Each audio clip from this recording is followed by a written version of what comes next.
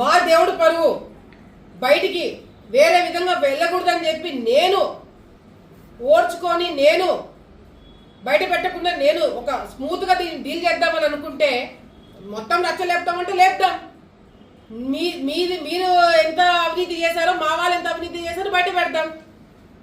అంతేకాకుండా ఈరోజు ఈ కేసులు పెట్టిన వ్యక్తులు ఈరోజు కూర్చొని మాట్లాడుతున్నారు.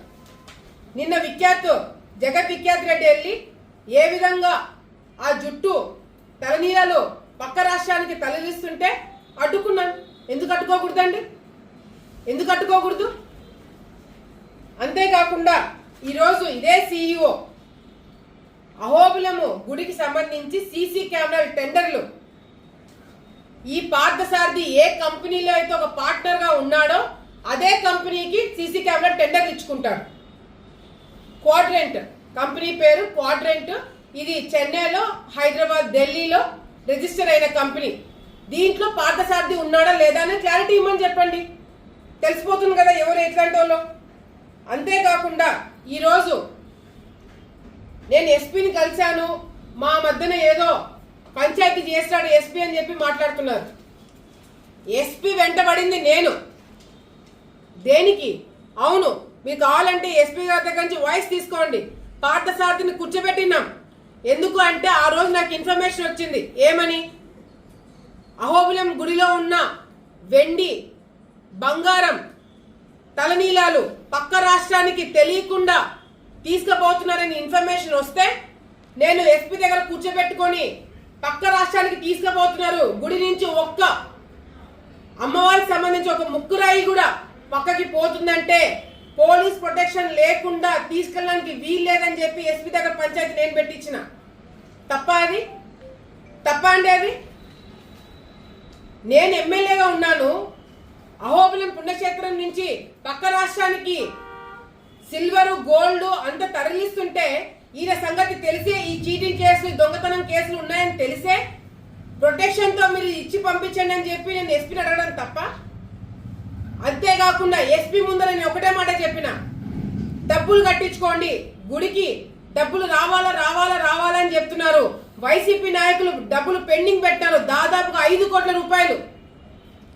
2004 నుంచి 2024 వరకు వాళ్ళే అధికారంలో ఉన్నారు. నేను మధ్యలో మంత్రిగా ఉన్నా కూడా ఏ ఒక్క టెండర్లు కూడా మా వాళ్ళకి రాలేదు. సో అది కూడా వాళ్ళ లెక్కల కిందకే వేస్తూ 2004 నుంచి 24 వరకు ఎవరు టెండర్లు పార్టిసిపేట్ చేస్తారో బయటికి తీయండి, ఎవరెంత డబ్బులు కట్టాలో బయటికి తీయండి, ఆర్టీఐ కింద పెడతాము.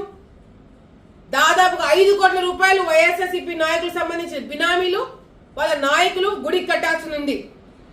వైసీపీ నాయకులు గంగుల బ్రిజేందర్ సంబంధించిన కాకుండా మనుషులందరూ నావాలి అనుకుంటే వాళ్ళందరితో నాకు సంబంధం ఉన్నా లేకపోయినా వాళ్ళందరితో డబ్బులు కట్టించే బాధ్యత నాది. ఇది పంచాయతీ జరిగింది ఎస్పీ దగ్గర. డబ్బులు గుడికి కట్టిస్తానని చెప్పి పంచాయతీ పెట్టాను తప్ప గుడికి డబ్బులు కొట్టేస్తానని చెప్పి ఎక్కడ నేను పంచాయతీ పెట్టలేదు. కావాలంటే ఒక ఐపీఎస్ ఆఫీసర్ని మీరు అడగండి, ప్రశ్నలు వెళ్ళి అడగండి ఏం పంచాయతీ జరిగింది ఆ రోజు. వాస్తవాలు తెలియకుండా అడ్డదిడ్డంగా నువ్వు మాట్లాడితే దానికి గట్టిగా సమాధానం చెప్పడానికి నేను కూడా రెడీగా ఉన్నాను. ఏంది చంద్రబాబు నాయుడు గారికి తీసుకుపోతాను బెదిరిస్తావా? నేను తీసుకుపోతా చంద్రబాబు నాయుడు గారికి. నిన్ను ఎంక్వైరీ పెట్టిద్దాం, ఎవడెంత కొట్టేస్తారో బయటికి దిద్దాం. నేను రెడీ, నువ్వు రెడీనా? లోకేషన్ గారికి ఎన్ని మెసేజ్లు పెట్టానని నేను చూపిస్తా. అహోబిలంలో జరుగుతున్న అవినీతి మీద ఎంక్వైరీ పెట్టించమని చెప్పి పవన్ కళ్యాణ్ గారితో అదేవిధంగా లోకేష్ గారితో నేను మాట్లాడుతున్నాను. ఏంది నువ్వు ఎంక్వైరీ పెట్టించేది నా మీద? నేనే వాళ్ళ ఇంట పడుతున్నాను ఎంక్వైరీ పెట్టించమని చెప్పి. నువ్వు నాకు నీతులు చెప్తావా? గంగుల బ్రిజేందర్ నువ్వు నాకు నీతులు చెప్తున్నావు. ఎవరైతే రాజకీయం కోసము ఎస్వి వాళ్ళు గడప తొక్కినారో, ఎవరైతే భూమా వాళ్ళు గడప తొక్కినారో, ఎవరైతే ఇరగల వాళ్ళు గడప తొక్కినారో, గడప తొక్కి వాడుకొని ఎవడైతే ఇరగల వాళ్ళకి వెన్నుపోటు పడుతున్నావో నువ్వు నాకు నీతులు చెప్తున్నావు. గంగుల సుభాష్ ఎవరైతే మీ బాబాయి మీకోసం ఫ్యాక్షన్ చేస్తున్నాడో వాళ్ళ కొడుకులు విజయ డైరీ చైర్మన్ అడిగితే గతంలో మీరు అధికారంలో ఉన్నప్పుడు వాళ్ళకు వెన్నుపోటు పొడిచి రాజకీయంగా పైకి రానికుండా వాళ్ళని పక్కన పెట్టి పరాయణ ఎస్వి జగన్మోహన్ రెడ్డికి నువ్వు చైర్మన్ చేస్తావో నువ్వు నాకు నీతులు చెప్తున్నావు. అంతే.